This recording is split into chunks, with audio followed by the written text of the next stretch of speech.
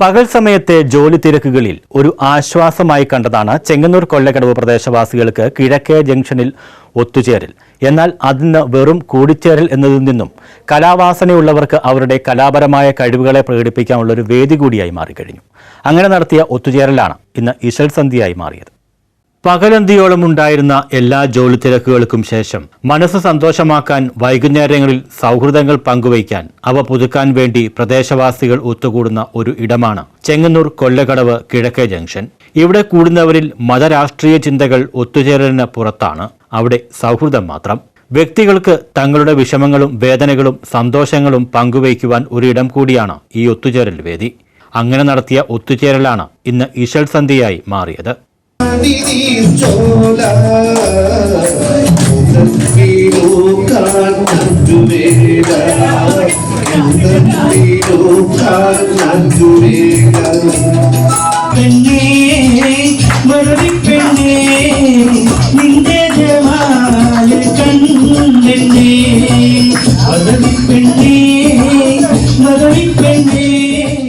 യുവതലമുറയ്ക്ക് പ്രചോദനമായി അവരിലെ കലാകാരന്മാരെ പരിചയപ്പെടുത്തുവാനും പ്രോത്സാഹിപ്പിച്ച് പൊതുസമൂഹത്തിലേക്ക് ഇറങ്ങാനും സമൂഹത്തിന് പ്രയോജനമുള്ളവരാക്കി തീരാനും വേണ്ടിയാണ് ഇങ്ങനെയുള്ള പരിപാടികൾ നടത്തുന്നതെന്ന് സംഘാടകർ പറഞ്ഞു.